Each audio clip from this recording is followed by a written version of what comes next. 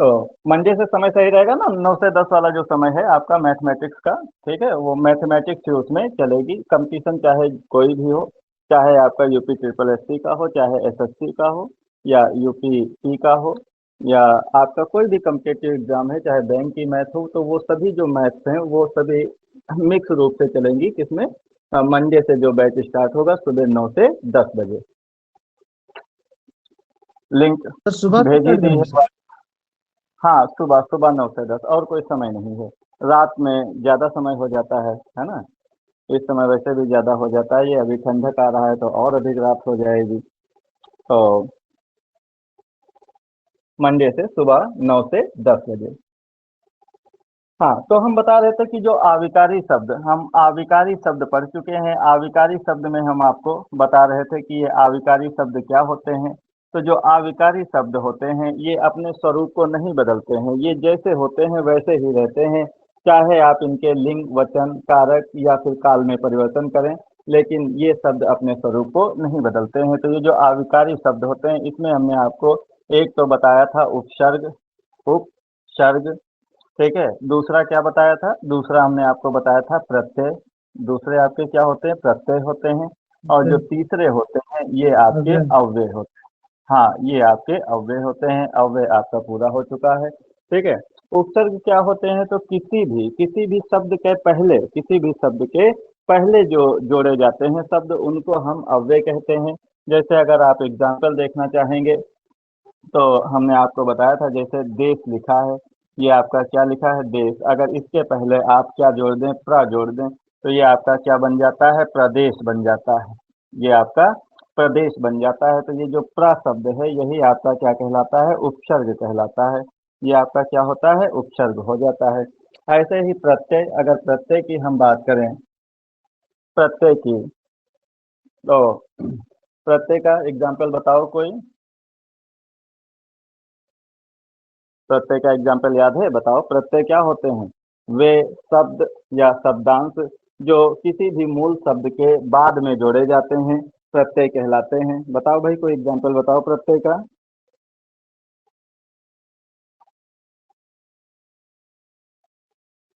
ठीक? जैसे अगर हम कहें भाव, है ना, ये क्या है? भाव। ठीक है, भाव, और इसमें आप क्या जोड़ दो? ना जोड़ दो, तो ये आपका क्या बन जाएगा? ये आपका बन जाएगा भावना। क्या बन जाएगा? भावना बन जाएगा, भावना, है ना। तो ये जो ना है जो बाद में जुड़ रहा है, मूल शब्द क्या हो गया? भाव हो गया। तो ये जो ना है इसी को आप क्या कह देते हो? प्रत्यय कह देते हो। इसी को क्या कह देते हो? प्रत्यय कह देते हो। तो प्रत्यय क्या होते हैं कि शब्द के बाद में जुड़ने वाले शब्दांशों को प्रत्यय कहते हैं, और शब्द के पहले जुड़ने वाले शब्दांशों को क्या कहते हैं? उपसर्ग कहते हैं। तो ये जो उपसर्ग होता है और चाहे ये आपका प्रत्यय हो, ये दोनों ही आपके आविकारी शब्द होते हैं। और तीसरा आपका अव्यय होता है, अव्यय भी हम आपको बता चुके हैं। तो ये तीसरे क्या होते हैं? अव्यय होते हैं। ये सभी आपके आविकारी शब्द होते हैं। क्वेश्चन कैसे पूछा जाता है? क्वेश्चन पूछ लिया जाता है कि निम्नलिखित में से कौन सा, जैसे यहाँ क्वेश्चन देख लो, एक क्वेश्चन हम यहाँ पे दे रहे हैं आपको। कह देगा निम्नलिखित में से, निम्न में कौन, निम्न में कौन अविकारी, अविकारी शब्द,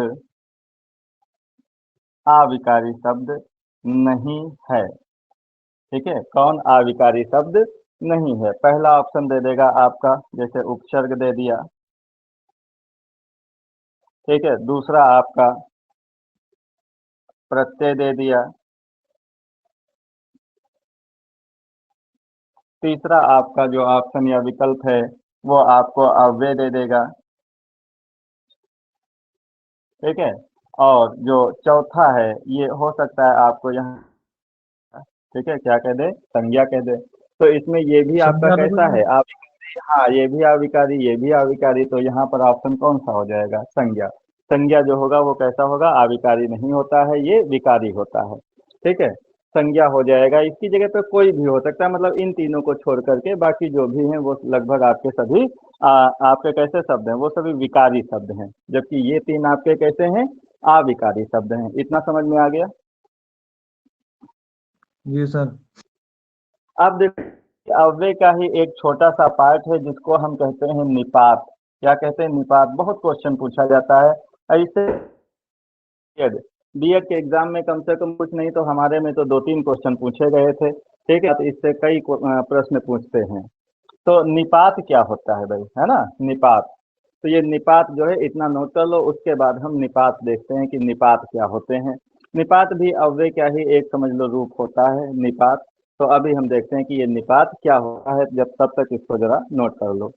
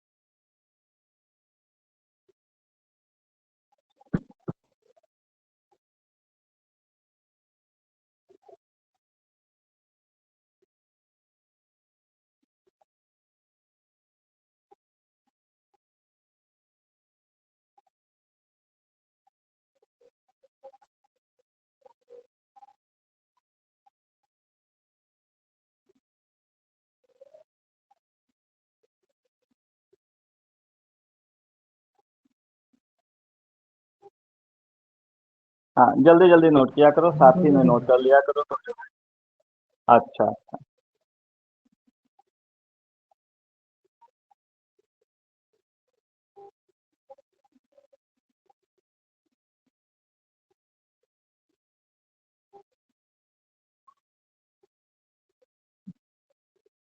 देखो जैसे यहाँ पर कल हमने एक एग्जाम्पल आपको लिखाया था, जैसे हमने लिखाया था कि लक्ष्मण लक्ष्मण भी, कल लिखाया था कि जा रहा है। तो अगर हम उसको ऐसे भी लिखा सकते हैं कि लक्ष्मण भी जाता है, लक्ष्मण भी जाता है। ठीक है। और एक और,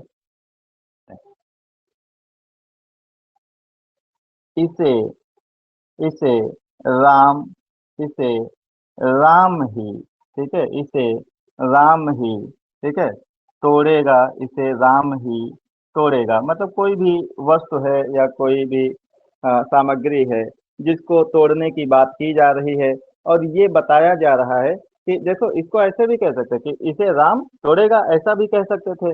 लेकिन यहाँ पर एक हमने अतिरिक्त शब्द लगा दिया, हमने कहा राम ही तोड़ेगा।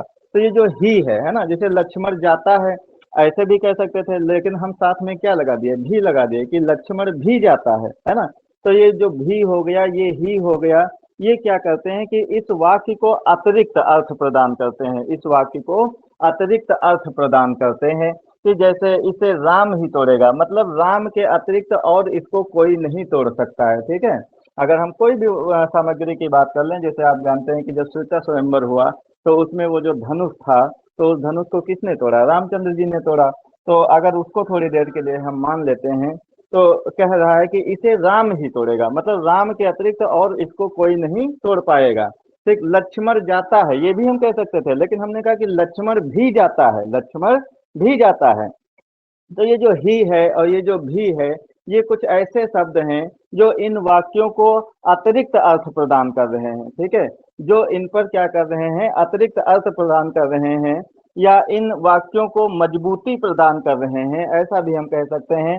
तो यही जो आपके शब्द होते हैं, ही हो गया, ही हो गया, इन्हीं को आप निपात कहते हो। इन्हीं को क्या कहते हो? निपात कहते हो। बताओ, ये बात समझ में आ गई?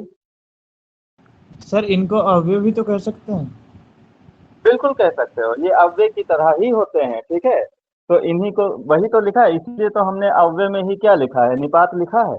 ठीक है, तो इसको क्या बोल देंगे? इनको हम निपात कहते हैं, ये अव्यय की तरह ही होते हैं। ठीक है, तो ये आपके क्या हो गए? निपात हो गए भाई। समझ में आया? जी सर। तो इसको नोट करो, फिर हम आगे देखते हैं, इसकी डेफिनेशन को थोड़ा सा देखते हैं, और ये देखते हैं कि ये जो निपात होते हैं ये कितने प्रकार के होते हैं, कौन कौन से इसमें शब्द आते हैं।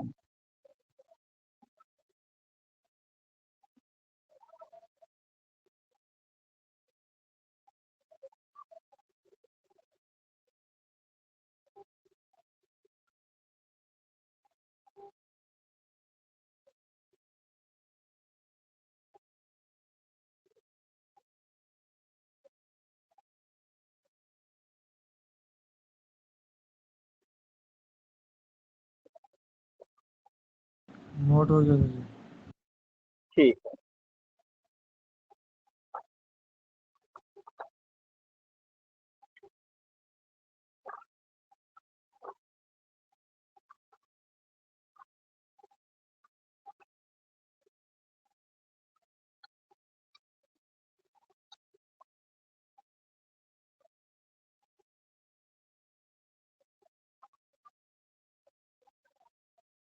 तो अब देखते हैं कि निपात क्या होते हैं।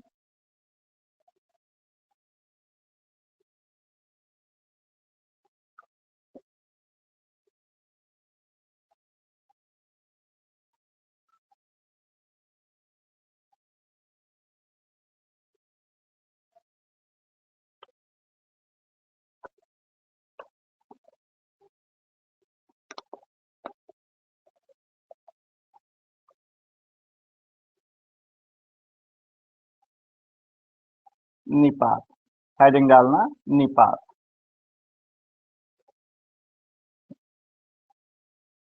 तो इसमें लिखना कि निपात, निपात किसी, निपात किसी शब्द या शब्द समूह, निपात किसी शब्द या शब्द समूह, शब्द समूह या वाक्य में, या या वाक्य में, या वाक्य में जुड़कर, वाक्य में जुड़कर उसे एक अन्य भाव, उसे एक अन्य भाव, उसे एक अन्य भाव प्रदान करते हैं, प्रदान करते हैं, प्रदान करते हैं। ठीक है।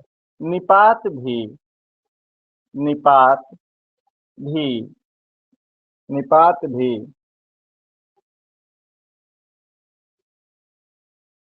निपात भी अव्यय की तरह, की तरह ही, निपात भी अव्यय की तरह ही होते हैं। ठीक है। तो निपात क्या होते हैं? ये आपके या तो कोई शब्द हो सकता है या कोई शब्द समूह हो सकता है। ठीक है, जो वाक्य में जुड़कर,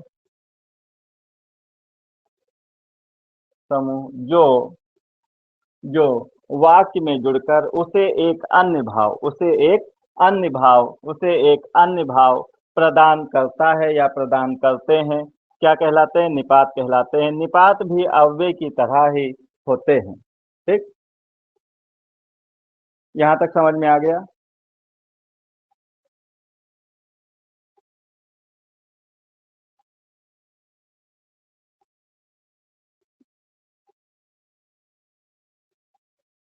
बोलो जी भाई, सर। यहाँ तक समझ में आ गया? अब देखो, निपात के कार्य क्या है? निपात के कार्य, निपात के कार्य, निपात के कार्य, निपात के कार्य। ठीक है। तो निपात के क्या क्या कार्य हैं? सबसे पहला इसमें देखो कि अगर हम कोई प्रश्न करते हैं, अगर हम किसी से कोई प्रश्न करते हैं, तो उस प्रश्न को पूछने या प्रश्न करने में निपात का विशेष सहयोग लेना पड़ता है या विशेष योगदान रहता है। ठीक है। तो प्रश्न करने में, प्रश्न करने, प्रश्न करने में प्रयोग होते हैं, प्रश्न करने में प्रयोग होते हैं,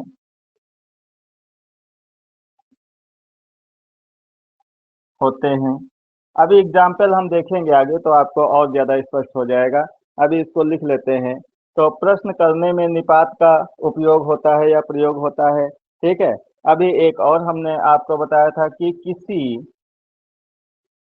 किसी शब्द में बल प्रदान करने के लिए, किसी शब्द शब्द शब्द में बल प्रदान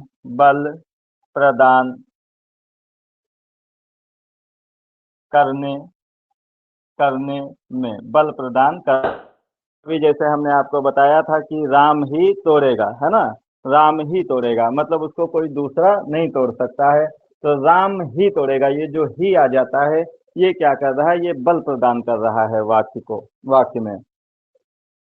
तो किसी शब्द में बल प्रदान करने के लिए या करने में, ठीक है। तीसरा तीसरा जो इसका कार्य होता है वो विस्मय प्रदान करने में, विस्मय।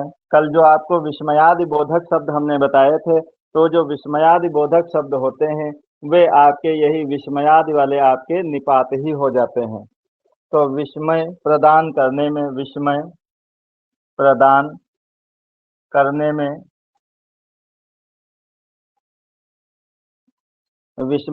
करने में और जो इसका चौथा कार्य होता है वो आपका होता है स्वीकृत या अस्वीकृत प्रदान करने के लिए। स्वीकृत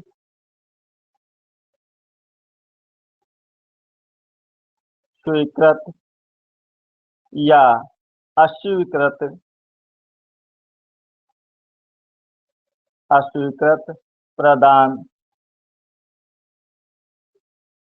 प्रदान करने के लिए तो इन कार्यों में निपात का इस्तेमाल किया जाता है। नीचे की लाइन क्या आपको दिख रही है? जी सर। तो इन कार्यों में निपात का प्रयोग किया जाता है। पहला आपका प्रश्न करने में, अगर हमको कोई प्रश्न करना है किसी से तो भी निपात का इस्तेमाल करते हैं, ठीक है। दूसरा, किसी शब्द में बल प्रदान करने में, अगर किसी शब्द में थोड़ा सा बल प्रदान करना है उसको, तो निपात का प्रयोग किया जाता है। जो विस्मयादि वाले शब्द होते हैं वो भी निपात कहलाते हैं, तो विस्मय प्रदान करने में भी उन शब्दों का प्रयोग किया जाता है, ठीक है। और अगला क्या होता है, जैसे स्वीकृत प्रदान करने में, जैसे हम कभी कभी हमसे कोई प्रश्न किया जाता है तो हम हाँ कहते हैं या नहीं कहते हैं, तो ये स्वीकृत या अस्वीकृत, हाँ या नहीं, ठीक है, ये भी क्या होते हैं, ये निपात ही होते हैं, इनको भी निपात कहते हैं। नोट कर लो, नोट हो जाए तो फिर बता देना।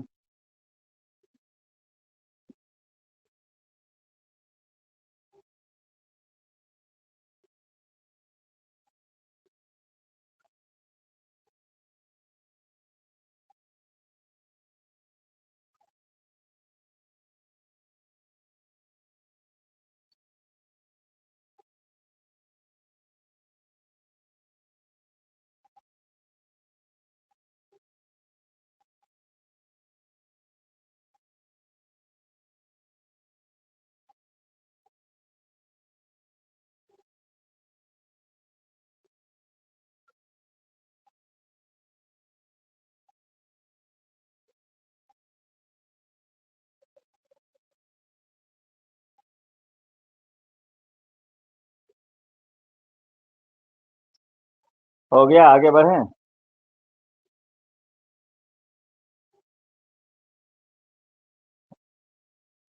तो अब देखते हैं कि निपात कितने प्रकार के होते हैं। तो जो निपात होते हैं वो आपके 9 प्रकार के होते हैं। कितने प्रकार के होते हैं निपात? 9 प्रकार के होते हैं।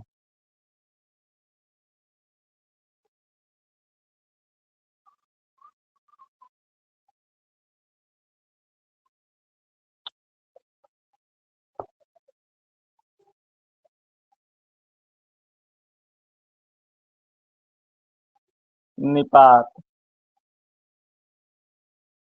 9 प्रकार 9 प्रकार के होते हैं। इससे पहले जरा एग्जाम्पल देख लें, अभी हमने एग्जाम्पल तो किया नहीं, तो एग्जाम्पल तो बताए ही नहीं। उदाहरण देख लो।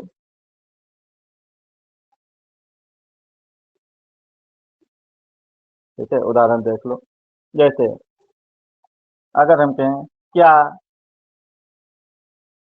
क्या वर्षा, वर्षा हो रही है, क्या वर्षा हो रही है, क्या वर्षा हो रही है, ठीक है। तो ये जो क्या शब्द है, ये क्या शब्द है, ये आपका क्या हो जाता है, निपात हो जाता है। इसको हम क्या कहते हैं, निपात कहते हैं। तो पहला कार्य आपको समझ में अब आ गया होगा। पहला कार्य हमने क्या बताया था, प्रश्न करने में, जब हम प्रश्न करते हैं, जब हम किसी से कोई प्रश्न करते हैं, तो उस प्रश्न को करने के लिए जिन क्वेश्चन वर्ड या जिन प्रश्नवाचक शब्दों का प्रयोग किया जाता है, वो प्रश्नवाचक निपात होते हैं। तो इसमें क्या हो गया, ये जो क्या है, क्या वर्षा हो रही है, ये क्या हो गया, ये आपका जो क्या है, ये निपात है, ठीक है, ये क्या है, निपात है। ठीक।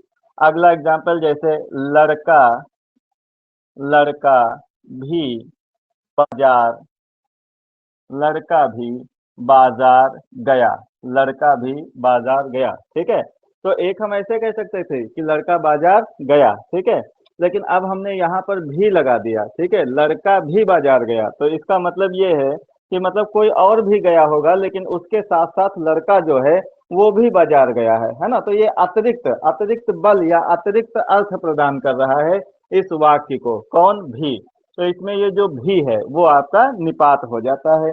ये जो भी है ये क्या है, निपात है। ठीक, समझ में आ रहा है अनुराग? जी। ठीक। अब देखो जैसे विस्मयादि वाला, जैसे विस्मयादि वाले में जैसे ये काश है ना, काश, काश, काश वह यहाँ होता, काश वह यहाँ, यहाँ होता, ठीक है। काश वह यहाँ होता। तो ये जो काश है ये कैसा है, विस्मयादि बोधक शब्द है, विस्मयादि बोधक शब्द है, ठीक है। तो ये विस्मयादि बोधक शब्द भी क्या होते हैं, निपात होते हैं, इनको भी निपात कहते हैं। तो ये आपका विस्मयादि बोधक निपात हो जाएगा।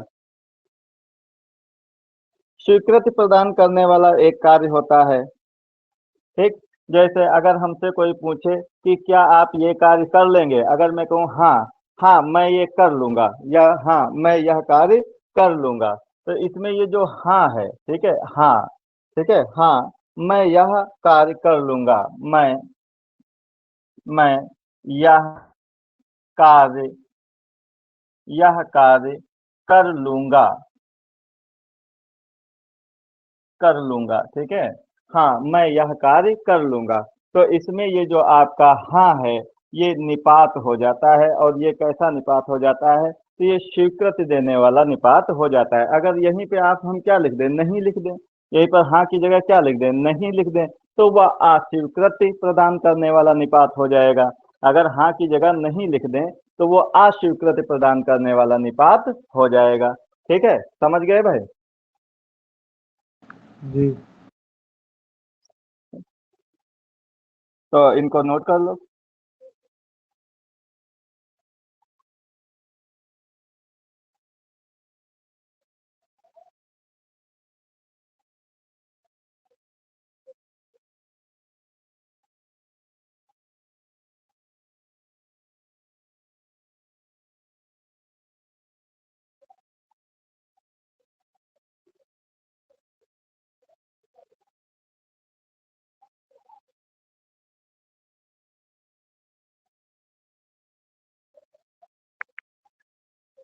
नोट हो गया सर जी। ठीक, तो अब लिखते हैं कि जो निपात होते हैं वो कितने प्रकार के होते हैं, 9 प्रकार के होते हैं। तो उन 9 को जान लेते हैं कि कौन कौन से प्रकार के निपात होते हैं। तो हम लिखेंगे कि निपात 9 प्रकार के होते हैं, 9 प्रकार के होते हैं, 9 प्रकार के होते हैं। पहला आपका जो है वो है सकारात्मक, पहला इसका जो प्रकार है वो है सकारात्मक,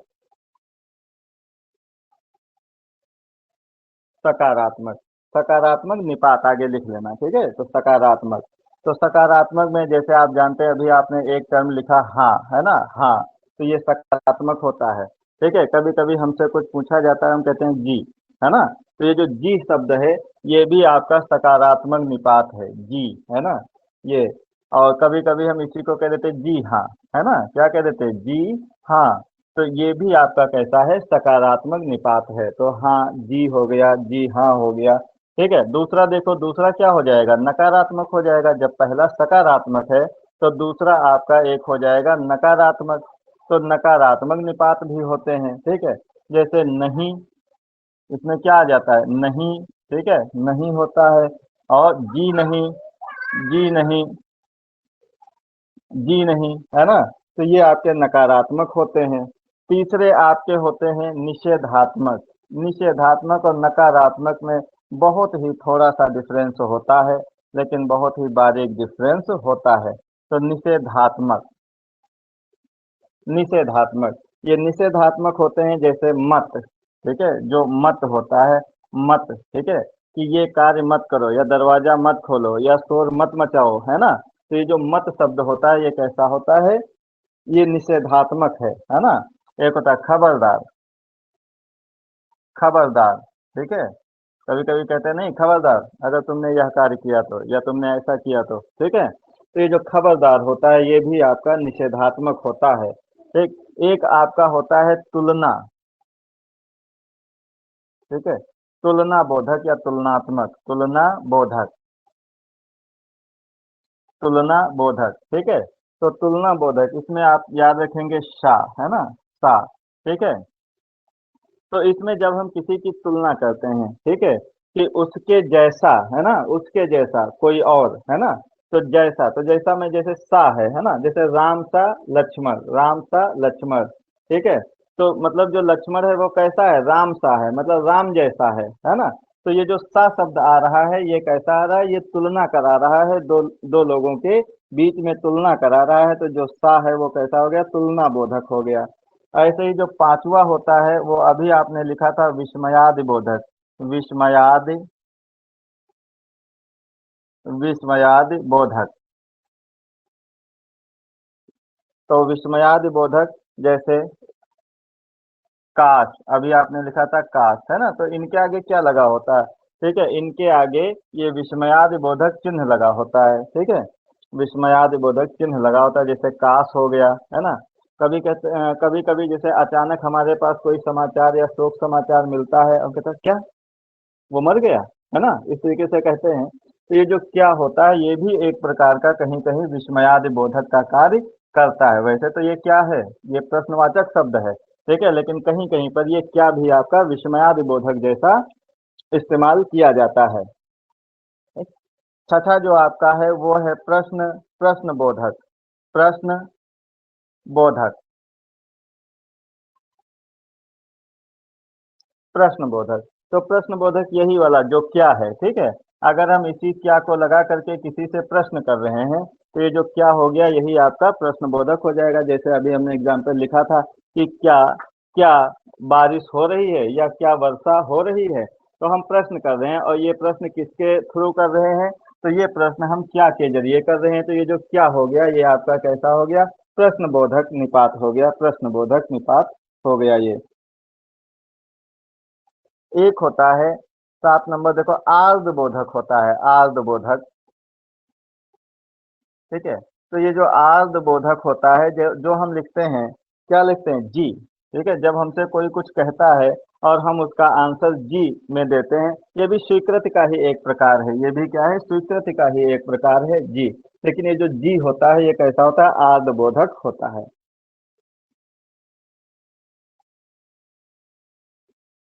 एक आपका होता है बल प्रदायक। जरा ये 7 नोट कर लो, उसके बाद हम दो जो बचे हैं वो भी नोट करा देते हैं। इन 7 को नोट कर लो। इसमें बताओ, इसमें कहीं कोई दिक्कत तो नहीं है, समझ में आ रहा है ये।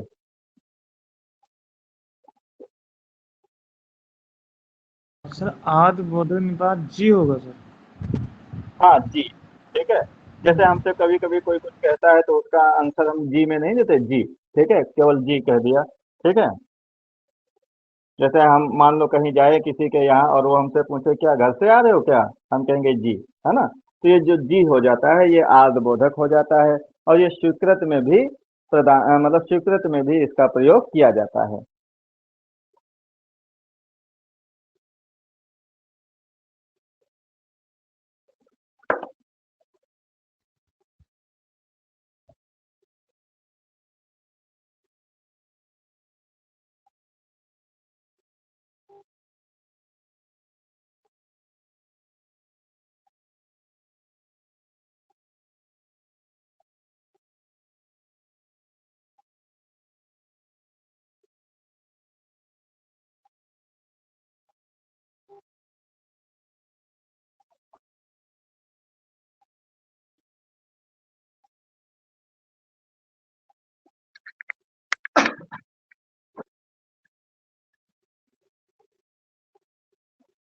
अगला आपका जो है 8वां नंबर वो है बल प्रदायक।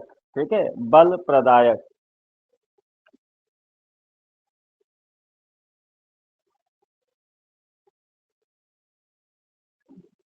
तो देखो भाई, ये बल प्रदायक क्या होता है, यही इंपॉर्टेंट है, इसी को आप याद रखना, यहीं से ज्यादातर क्वेश्चन पूछा जाता है। ठीक है, 8 नंबर है बल प्रदायक, इसको कहते हैं बल प्रदायक।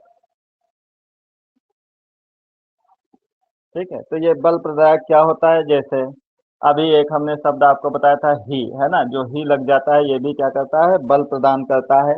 ठीक है, सिर्फ, सिर्फ, तो ये भी आपका बल प्रदायक है। केवल, ठीक, तक, ठीक है, केवल हो गया, तक हो गया, है ना, पर हो गया। ठीक, तो ये आपके जो निपात होते हैं, ही, सिर्फ, केवल, तक, पर, तो ये आपके बल प्रदायक निपात होते हैं।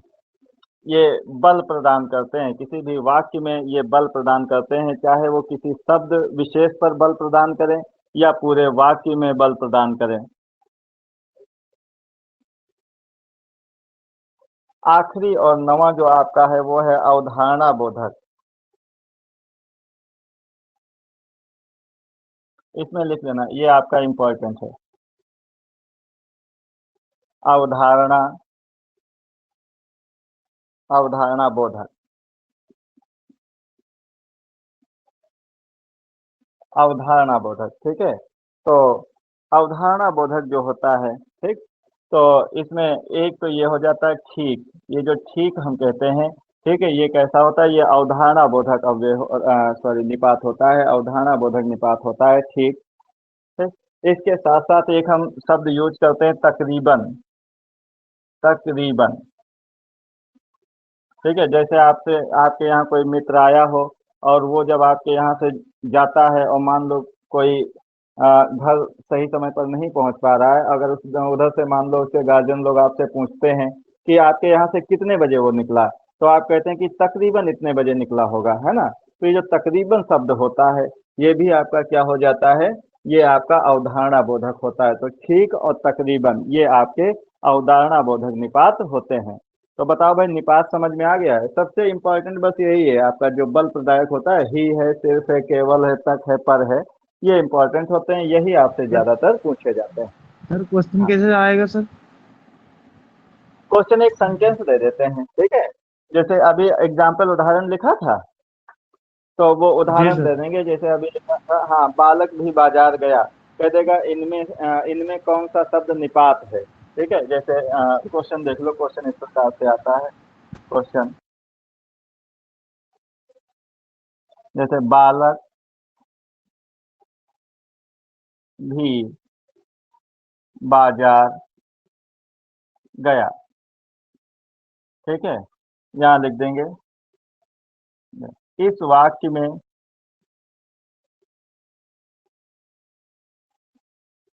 इस वाक्य में निपात है, इस वाक्य में निपात है। ठीक है, तो यहाँ आपका दे देंगे पहला ऑप्शन बालक दे दिए, दूसरा ऑप्शन बाजार दे सकते हैं। ठीक है, तीसरा ऑप्शन आपको यही जो आपका भी है, ये ऐसा दे सकते हैं, भी दे सकते हैं। ठीक है, चौथा ऑप्शन गया दे सकते हैं, है ना, गया। तो ये ऐसे 4 शब्द दे तो देंगे, कह इसमें देंगे इनमें भी से। हो जाएगा सर? हाँ, हाँ, तो ये भी आपको बस ऐसे ही वो बिल्कुल अलग दिखने लगेगा अगर आप हिंदी को पढ़ रहे हैं। ठीक है, तो ये विशेष जो प्रश्न पूछे जाते हैं, वो उनमें आपको बिल्कुल विशेष शब्द चमकने लगेगा, आप देखेंगे कि यही तो ये है आपका भी जो है, जो इस मतलब जो सेंटेंस में सबसे अलग आपको लग रहा है, तो ये भी ही आपका क्या हो जाता है, निपात हो जाता है। ठीक है, ऐसे पूछ सकते हैं, या सेंटेंस, या फिर ऐसे दे देंगे क्वेश्चन, जैसे क्वेश्चन ऐसे दे देंगे, कह देंगे काश। ठीक है, काश, ऐसे जी। ठीक है, काश, तो कोई सेंटेंस दे दिया, कहा कि यह किस प्रकार का निपात है, यह किस किस प्रकार का निपात है। यह किस प्रकार का निपात है। तो ऐसा भी क्वेश्चन दे सकते हैं, ठीक है, किस प्रकार का निपात है, ऐसा क्वेश्चन दे सकते हैं। तो यहाँ पर भी ऑप्शन आपके बहुत सारे लिखे रहेंगे, ठीक है, लेकिन ये कैसा है तो आप जानते हैं कैसा है। तो ये काश जो होता है ये कैसा होता है, विस्मयादिबोधक, कैसा विस्मयान होता है, बोधक। विस्मयादि। हाँ, तो ऐसा भी क्वेश्चन दिए हैं, ठीक है। पूछ लेंगे, चार ऑप्शन दे देंगे नीचे, कह देंगे निम्नलिखित में से कौन सा अवधारणा बोधक निपात है। तो अवधारणा बोधक में कौन सा होता है, ठीक होता है, तकरीबन होता है।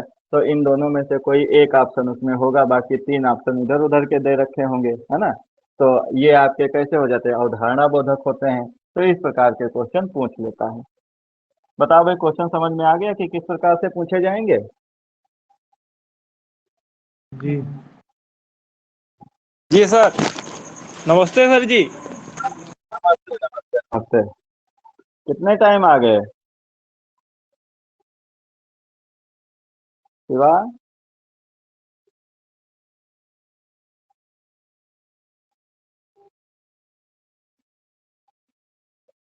हिंदी यहीं तक रखते हैं। आज हम एक और स्पेशल सब्जेक्ट स्टार्ट करने वाले हैं, ठीक है, विज्ञान एवं प्रौद्योगिकी।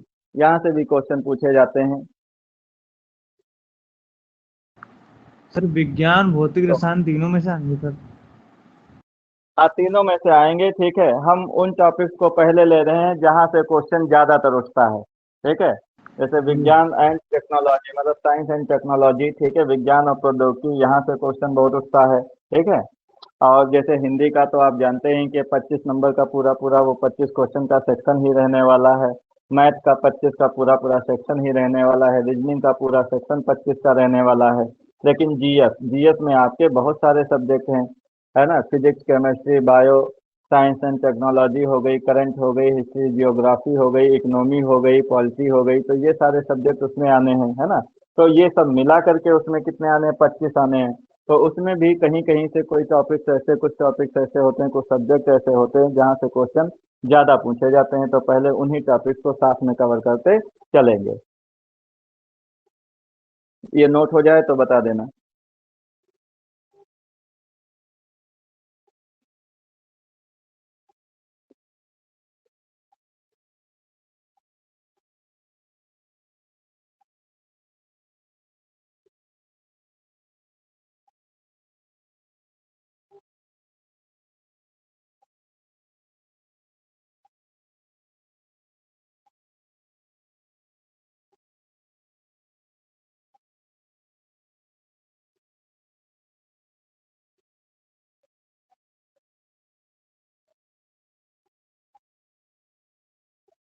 नोट हो गया सर। ठीक है, बहुत बढ़िया, ठीक है। तो आप करते हैं हम, नया टॉपिक है आपका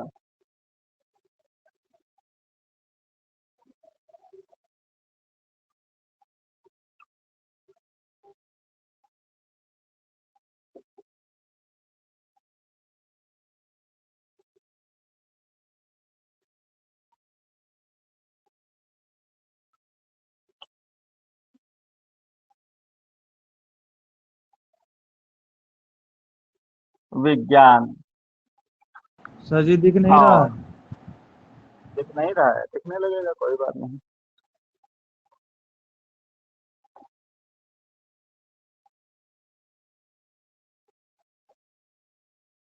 विज्ञान और प्रौद्योगिकी।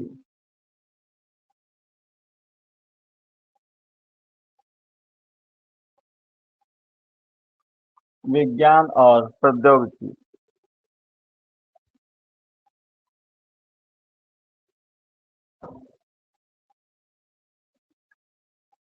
विज्ञान और प्रौद्योगिकी, ठीक है। इंग्लिश में क्या कहते हैं, साइंस एंड टेक्नोलॉजी। क्या कहते हैं, साइंस एंड टेक्नोलॉजी,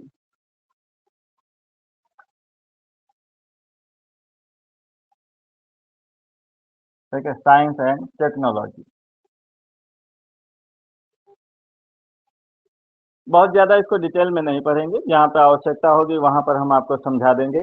बाकी जो जो क्वेश्चन पूछे जाते हैं वन लाइनर्स के फॉर्मेट में पढ़ेंगे, क्वेश्चन आंसर ही हम यहाँ पर पढ़ेंगे। ठीक है, तो थोड़ा सा इसकी डेफिनेशन देख लेते हैं कि आखिर क्या होता है विज्ञान और प्रौद्योगिकी, इसमें हम किन किन चीज़ों का अध्ययन करते हैं। ठीक है, तो जो हम विज्ञान या भौतिक विज्ञान जो हम पढ़ते हैं, ठीक है, तो देखो इसकी परिभाषा क्या हो जाएगी।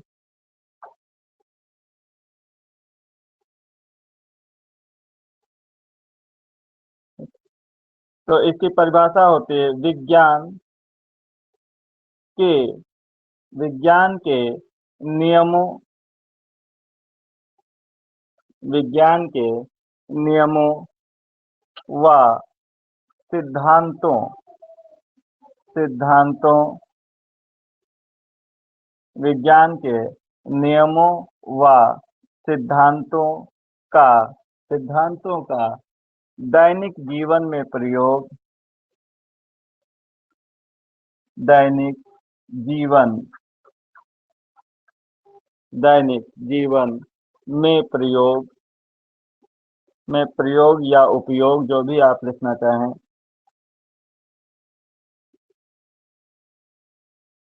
प्रयोग ही प्रौद्योगिकी कहलाता है।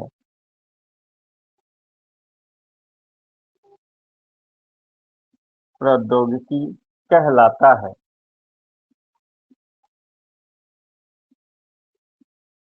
प्रौद्योगिकी कहलाता है। ठीक है,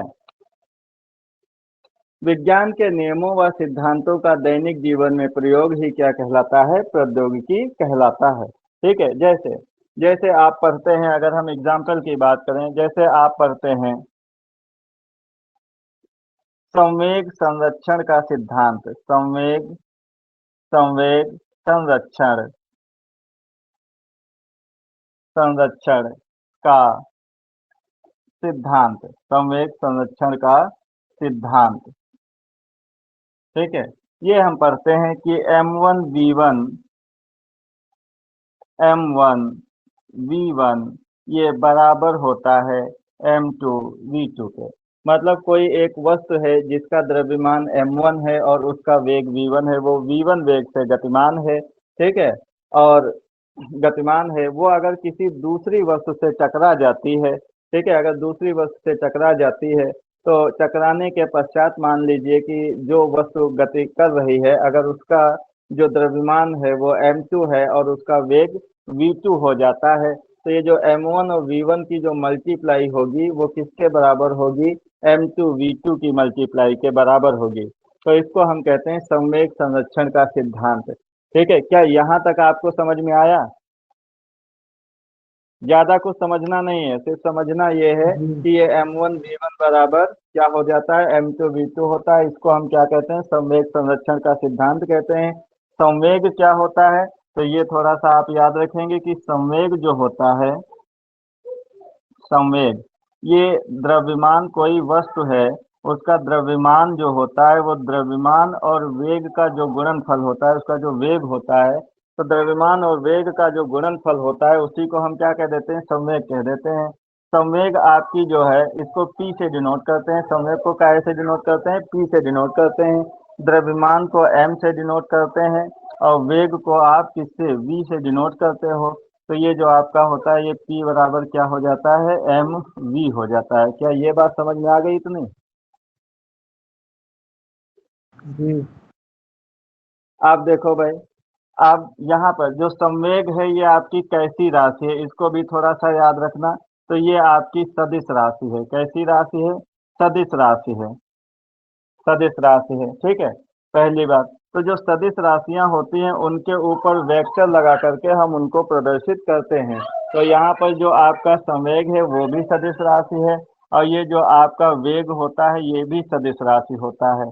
ये भी आपका कैसा है? सदिश राशि होता है। तो जो वेग होगा, वेग के ऊपर भी हम वेक्टर लगा सकते हैं। तो इस प्रकार से यहाँ पर भी वेक्टर और यहाँ पर हम वेक्टर लगा सकते हैं। ये थोड़ा सा हमने आपको सदिश और अदिश राशि तो कैसे निरूपित करते हैं इसके बारे में बता दिए। ठीक है, ये हमारा टॉपिक नहीं है। हम क्या पढ़ने वाले हैं? कुछ और ही इसमें पढ़ने वाले हैं, लेकिन अगर उससे संबंधित फैक्ट को आप जानते रहेंगे तो चीज़ें आसान हो जाएंगी, समझ में अच्छी तरीके से आएंगी। तो संवेग क्या होता है? संवेग होता है द्रव्यमान गुणे वेग, है ना। द्रव्यमान गुणे वेग को ही क्या कहते हैं? संवेग कहते हैं। काहे से डिनोट करते हैं? पी से। तो फॉर्मूला क्या हो जाता है? पी बराबर एम वी होता है। संवेग संरक्षण क्या होता है? तो यही जो एम वन है, यहाँ पर एम वी है, ठीक है। तो अगर पहले वस्तु का वेग एम वन और वी वन है, द्रव्यमान m1 और वेग v1 है, उसके बाद जो है द्रव्यमान आपका क्या है? m2 है, और वेग आपका क्या हो जाता है? v2 हो जाता है। तो m1 v1 बराबर m2 v2, यही आपका क्या है? संवेग संरक्षण का सिद्धांत है, ठीक है। अच्छा, ये तो संवेग संरक्षण का सिद्धांत है, लेकिन इसी सिद्धांत पर एक चीज काम करती है, और वो क्या होता है आपका? तो आप कहते हैं रॉकेट। जो रॉकेट होता है आपका, वो किस पर किस सिद्धांत पर कार्य करता है? तो इसी पे m1v1 बराबर m2v2, ठीक है। एक और भी होता है, जो आपकी मिसाइल्स होती हैं, जो आपकी मिसाइल होती हैं, वो भी इसी सिद्धांत पर काम करती हैं। मिसाइल जो होती हैं वो भी इसी सिद्धांत पर काम करती हैं, m1v1 बराबर m2v2।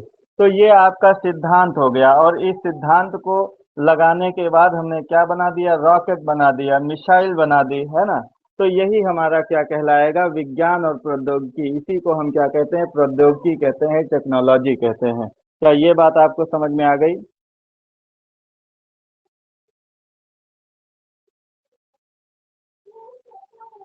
बोलो भाई।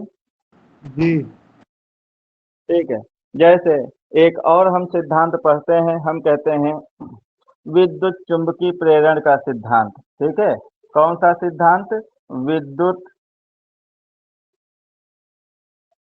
विद्युत प्रेरण या विद्युत चुंबकीय प्रेरण, विद्युत चुंबकीय प्रेरण, विद्युत चुंबकीय प्रेरण का सिद्धांत, विद्युत चुंबकीय प्रेरण का सिद्धांत, ठीक है। ये हम पढ़ते हैं।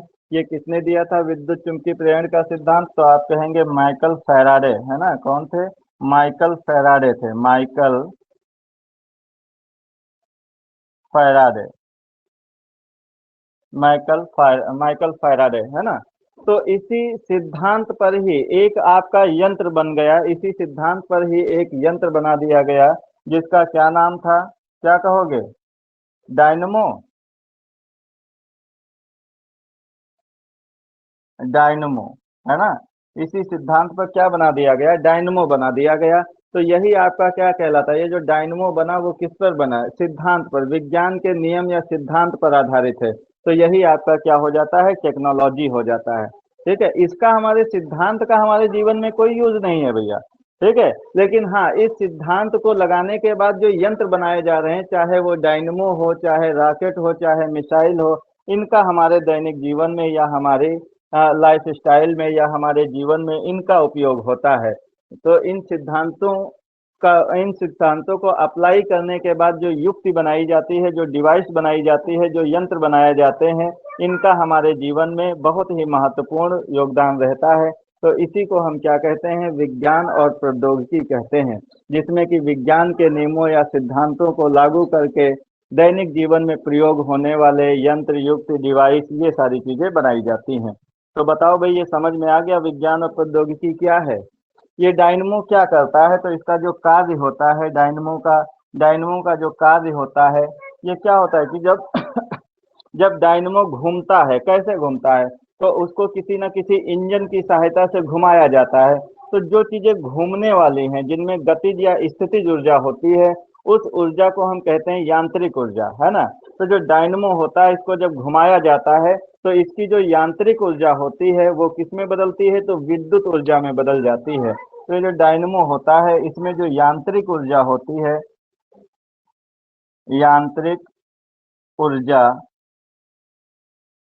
यांत्रिक ऊर्जा, ये किसमें आपकी बदल जाती है? तो आप कहेंगे ये बदल जाती है वैद्युत ऊर्जा में। जब ये घुमाया जाता है, घूमता है, तो ये किसमें बदल जाती है? वैद्युत ऊर्जा में बदल जाती है, ठीक है। अब ये जो डायनमो को घुमाने का कार्य है, ठीक है, ये कोई इंजन भी इसको घुमा सकता है, ठीक है। भाई वो टरबाइन की सहायता से, जो वाटर होता है, जो जल होता है, उसकी स्थितिज ऊर्जा को जब संचित करके उसके बहाव में जब वो टरबाइन को किया जाता है, तो वो जो टरबाइन घूमता है, तो मतलब उस डायनमो को घुमाने का कार्य इंजन भी कर सकता है। जो आपकी जल की ऊर्जा होती है वो भी कर सकती है। जो पवन ऊर्जा होती है, ठीक है, जो पवन चक्कियां बनी होती हैं, वो भी उस डायनमो को घुमा सकता है, ठीक है। तो घुमाने का कार्य कोई भी कर सकता है, लेकिन डायनमो से जो ऊर्जा आगे निकलेगी वो कौन से निकलेगी? विद्युत ऊर्जा निकलेगी। तो डायनमो क्या करता है? यांत्रिक ऊर्जा को विद्युत ऊर्जा में बदलता है। बताओ भाई, ये चीज समझ में आ गई आपको? जी तो इसी को हम क्या कहते हैं? इसी सब चीजों को, जैसे एक चीज और हम बताएं आपको, एक मशीन आपके यहाँ होती है जिसको आप कहते हैं वॉशिंग मशीन, ठीक है, washing machine, washing machine.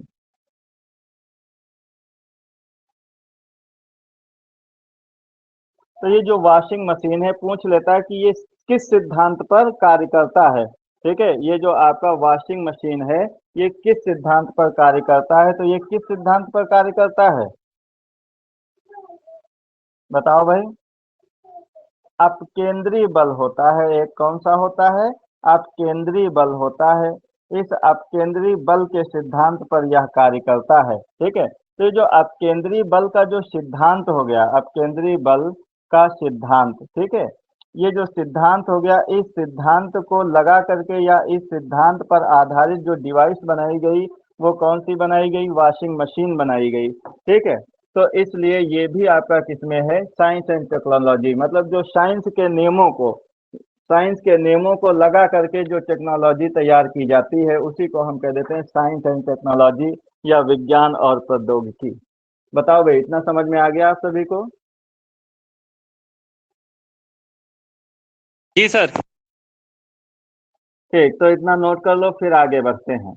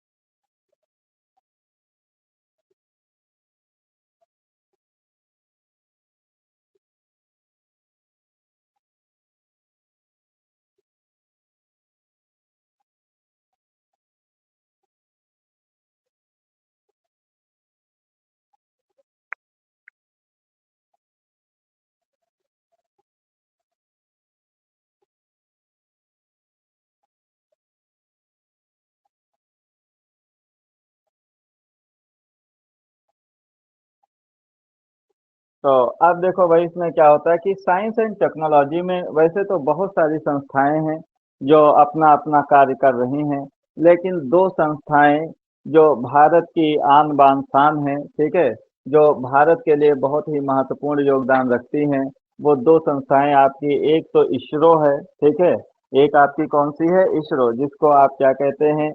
Indian space research organisation, ठीक है, भारतीय अंतरिक्ष अनुसंधान संगठन।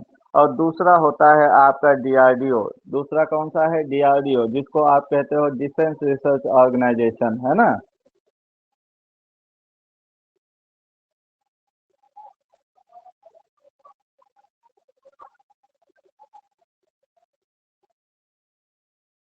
तो इनके बारे में अब थोड़ा सा जान लेते हैं। जो इसरो है, मिटा दें इसको, नोट हो गया। जी तो सर। देखो, जो, हाँ, जो इसरो है, इसरो का क्या कार्य होता है?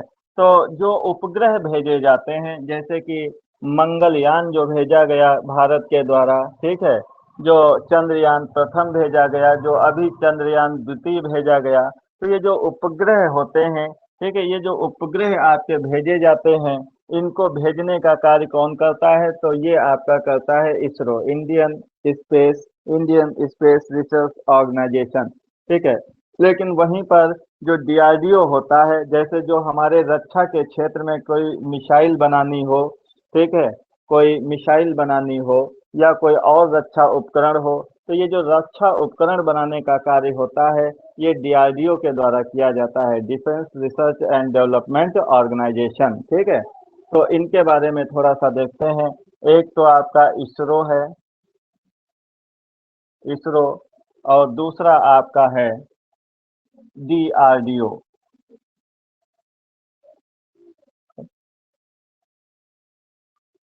जो इसरो है, इसरो की जो स्थापना हुई थी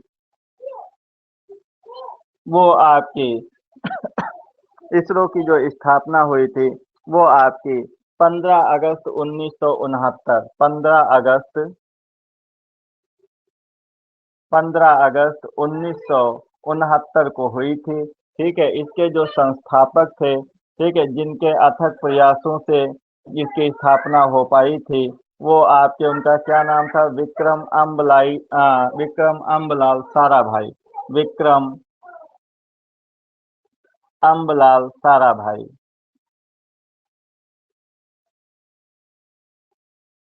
अम्बलाल साराभाई,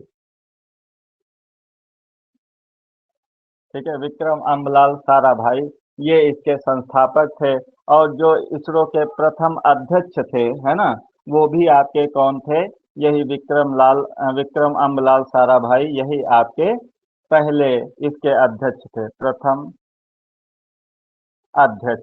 तो प्रथम अध्यक्ष भी आपके यही थे, ठीक है। इसका जो हेडक्वार्टर है, इसका जो हेडक्वार्टर है वो आपका कहाँ है, तो आप कहेंगे बेंगलुरु, ठीक है, बेंगलुरु।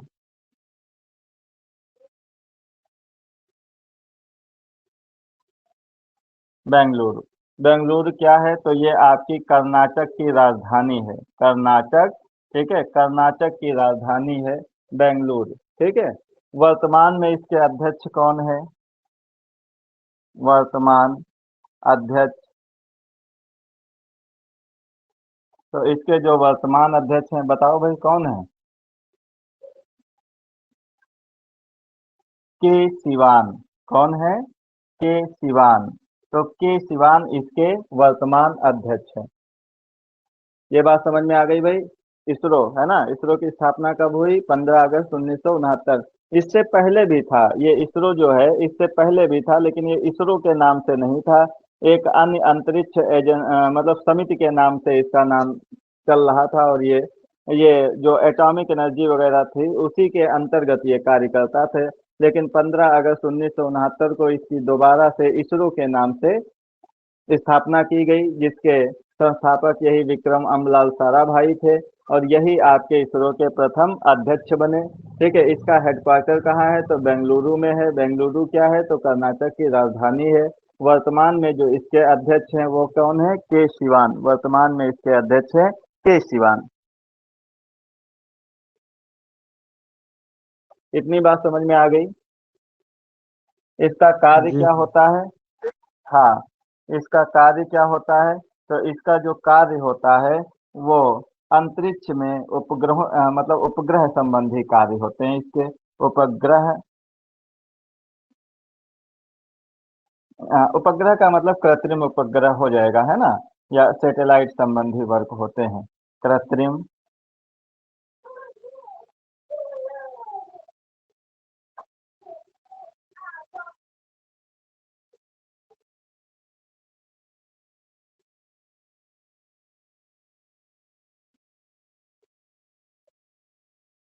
ठीक है, डीआरडीओ, ये जो डीआरडीओ है भाई, डीआरडीओ की जो स्थापना हुई थी, स्थापना ये 1958 में हुई थी। कब हुई थी, 1958 में, ठीक है, 1958 में हुई थी। 1958 में एक और स्थापना है भाई, इसको भी याद रखना, जो आपका नासा है, अमेरिका की जो अंतरिक्ष एजेंसी है नासा, ठीक है, नेशनल एडमिनिस्ट्रेशन स्पेस एजेंसी जो आपकी है, ठीक है, ये आपकी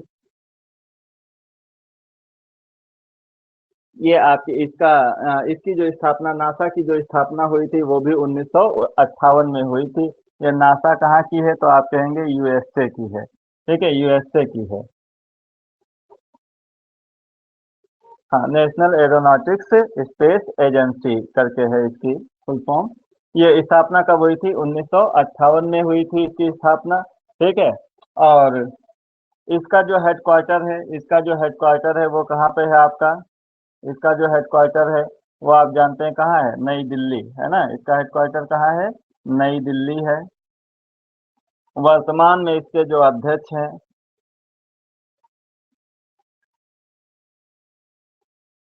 वर्तमान में इसके जो अध्यक्ष हैं वो आपके जी सतीश रेड्डी हैं। जी सतीश जी सतीश रेड्डी, ये वर्तमान में इसके अध्यक्ष हैं। ठीक है, और इसका कार्य क्या होता है?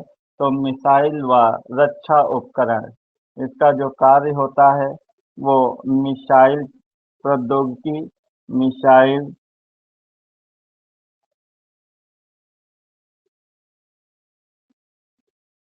मिसाइल प्रौद्योगिकी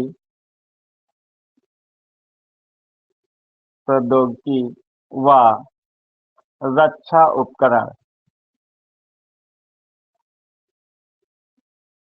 ठीक है, रक्षा उपकरण जैसे कोई बंदूक बन जाए, ठीक है, या कोई बम वगैरह बनाया जाए, ठीक है, या कोई जहाज वगैरह का निर्माण होता है, पोत वगैरह का निर्माण होता है, या किसी हेलीकॉप्टर या लड़ाकू विमान का निर्माण होता है, तो ये सब संबंधित कार्य किसके हैं? डीआरडीओ के संबंधित कार्य हैं। ठीक है, इतना समझ में आ गया भाई? जी सर।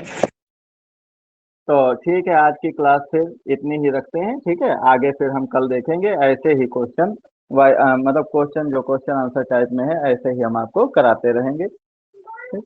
यही सब पूछा जाता है, पूछ लेगा आपसे इसरो के वर्तमान में अध्यक्ष कौन है, तो कौन है? के सिवान। ठीक है, इसकी स्थापना कब हुई थी? तो ये चाहे डेट ना पूछे लेकिन ये पूछ सकता है ईयर, तो क्या हो जाएगा? 1969 हो जाएगा। ऐसे इसरो का पूछ ले तो 1958 हो जाएगा। नासा का कितना हो जाएगा? उसका भी 1958 ही रहेगा। ठीक है, हेडक्वार्टर पूछ सकता है, ये पूछ सकता है कि इसके अध्यक्ष, वर्तमान में अध्यक्ष कौन है? तो जी सतीश रेड्डी। ठीक है, तो ऐसे ही क्वेश्चन आपके पूछे जाते हैं। नमस्ते सर।